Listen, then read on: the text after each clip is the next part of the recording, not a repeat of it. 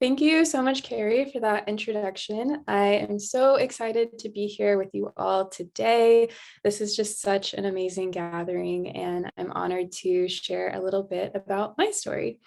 But my name is Leah Thomas, and I'm an environmental justice advocate, author, and the founder of Intersectional Environmentalists, which is a nonprofit that focuses on the intersections of social and environmental justice.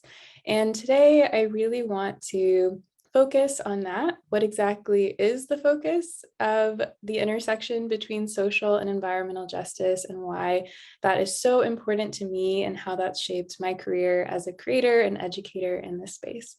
So to start at my origin story, as you might call it, which feels a bit like a Marvel movie at times, I was born and raised in St. Louis, Missouri.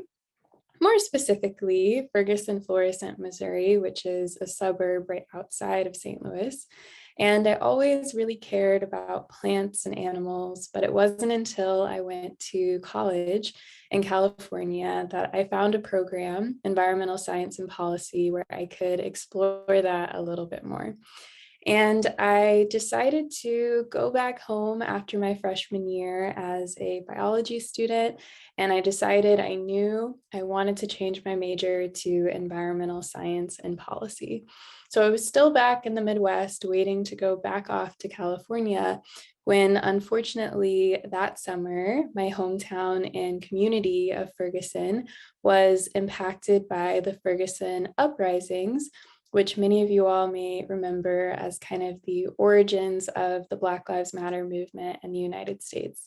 So during that time, I believe it was 2014, there were a lot of conversations about excessive force, police brutality, and then also just human rights at that time. And I had to go back to California in the midst of all the protests that my family was participating in and start my studies as an environmental science and policy student. And in many ways, I was really excited to start learning about the earth, how we could protect the earth, and get a deeper understanding of the science behind the different natural processes that were happening. But I couldn't help but think about my community back home. So during my research as an environmental science student, I really wanted to focus on how I could make a difference in communities like Ferguson all around the country. Because not only was Ferguson impacted by social injustice, when I started looking at different research like air pollution, water quality, things like that, I started to see a lot of overlap really early into my studies. Many communities that were lower income communities or Black and Brown communities all around the country that were also impacted by social injustices, healthcare inequality, educational inequality, were also being impacted by environmental inequality. So, what exactly is environmental inequality, and how does that overlap with social justice? So, something that was a bit staggering for me and jarring when I was doing my research with GIS, which is basically a fancy way of saying making maps, I started to look at different identity aspects. So, for example, race, gender, socioeconomic status. And I decided to take that data, put it on a map, and then also see different data points like where toxic waste sites were located, where landfills were located, how the air quality was in certain areas. So I had these maps with two layers. One was an identity aspect. So is this a community that is primarily people of color? Is this primarily a Black community? Is this primarily a lower income community? So I'd have that data. And then on top of that, I would see where the toxic waste sites were located. And each study that I was conducting, I started to find that there was a really strong correlation between identity and where environmental hazards are found. And it wasn't just one or two data points, it was almost all of them. And I remember thinking about, again, my community back home and what I could do. And I started thinking that environmental rights are human rights in many ways. So to me, it was really difficult to see that so many people were living without what I consider basic human rights.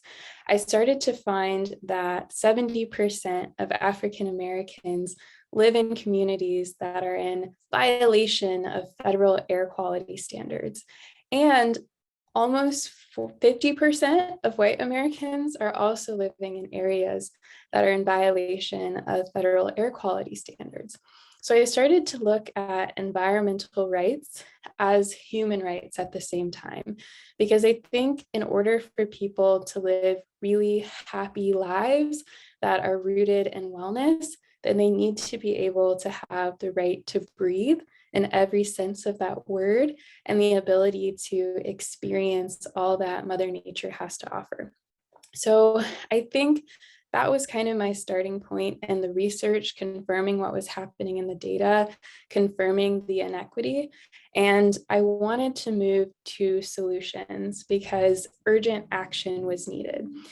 When I was studying, I also started to see all these headlines about Flint, Michigan, which is a lower income and primarily Black community that was faced with one of those environmental hazards, or as I like to call it, a violation of someone's environmental human rights, because that community was drinking lead in their water, and there were more communities around the country that were faced with air pollution and water pollution. And again, that's a violation of basic human needs.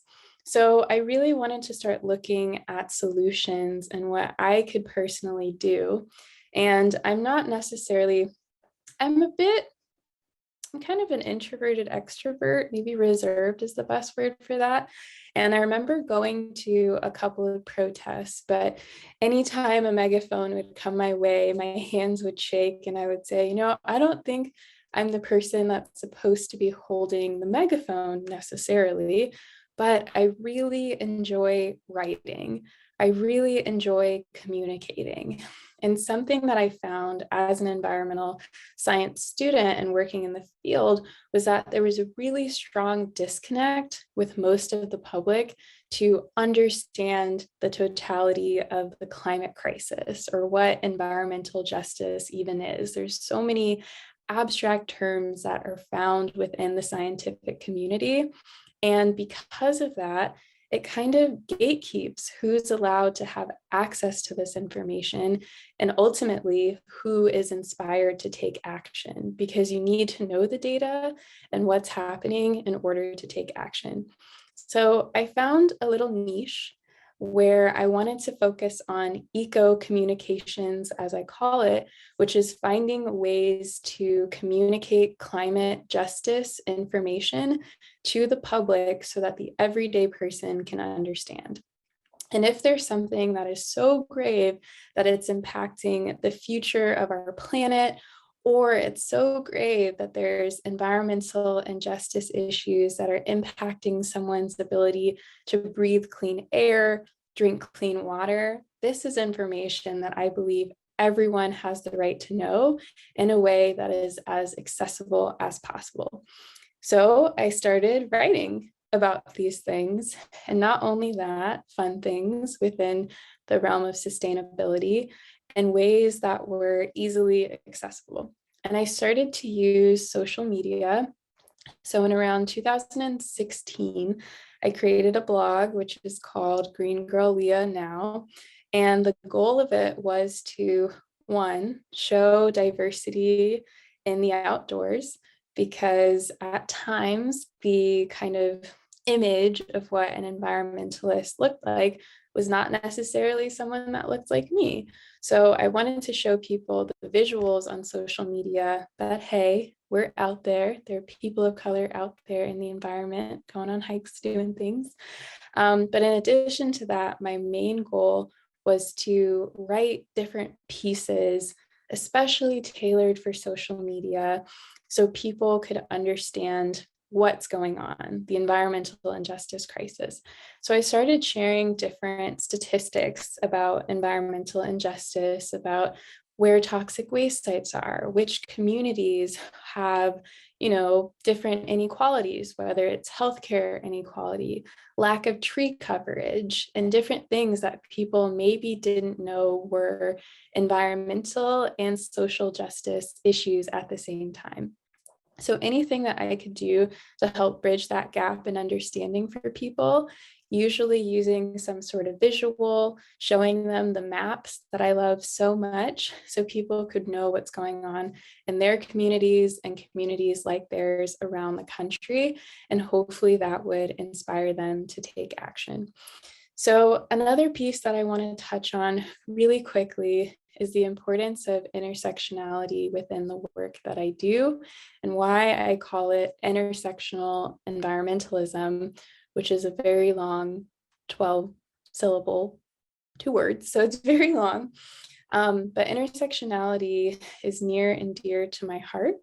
It was created by Kimberly Crenshaw, and it's really about looking at overlapping identity aspects. So to her, intersectionality was about what it meant for her to exist in the world as both a woman and Black, because she felt like her Black identity influenced her womanhood and vice versa, and that those things shouldn't be separated, and that she should be seen as a whole person, and all of us should be seen as whole people, because those different identity aspects might provide a certain level of nuance into how someone is experiencing the world around them. So I wanted to bring intersectional theory into the world of environmentalism because I believe that environmentalism is really similar. It's incomplete if you don't consider those overlapping factors, like we talked about earlier with all the maps, about who is the most impacted by different environmental issues. Because if you don't take the time to break it down and see, okay, Black and Brown communities in the US are more impacted by air pollution. You might address the topic of air pollution in a way that's inequitable and is not addressing the immediate need for Black and Brown communities to have clean air.